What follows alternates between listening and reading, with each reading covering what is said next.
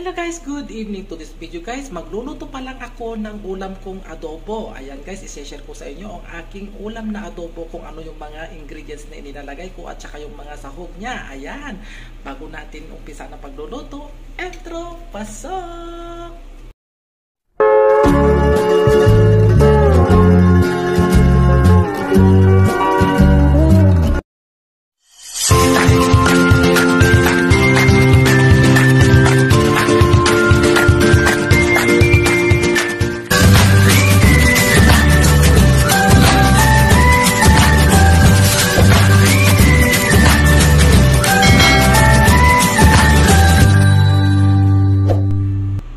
Hello guys, good morning! Ayan, magluluto tayo ngayon ng adobong manok. So ito guys ang aking style sa pag-aadobo ng manok.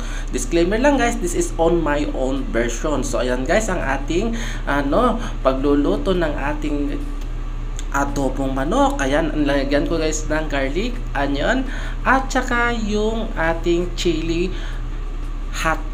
Ayan, maanghang yan guys, malalaki lang yung nilagay kong chili na yan, pitas ko sa aking garden. So yung ginawa kong ginger guys ay wala akong fresh na ginger, kaya yung powder na lang yung inilagay ko. So ayan, nilalagay na natin yung ating manok, sinangkot siya natin para mas masarap.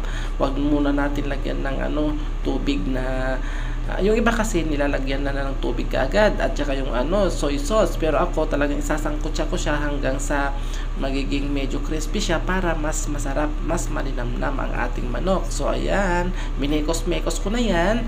Ayan, tapos maglalagay na tayo ng ibang ingredients mamaya.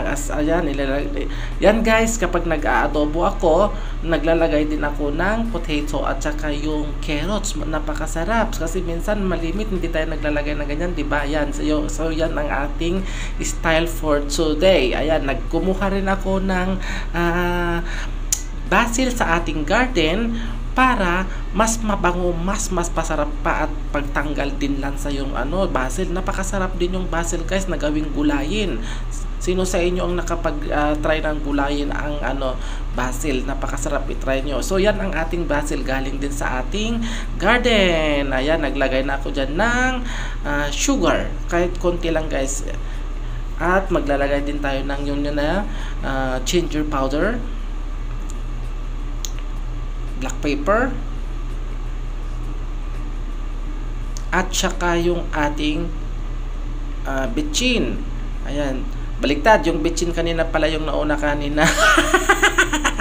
Yun yung sugar guys. Yan, naglagay ako ng konting iodized salt kasi maglalagay tayo dyan ng soy. Ayan, konti lang nilagay ko kasi marami itong niluluto ko guys. Ayan, so luto na guys ang ating adobo. Naglalagay ako ng sukang artim. Yung artim na yung suka, yan yung nilagay ko para hindi mas madaling mapanis. Kaya kayo maglagay din kayo ng suka.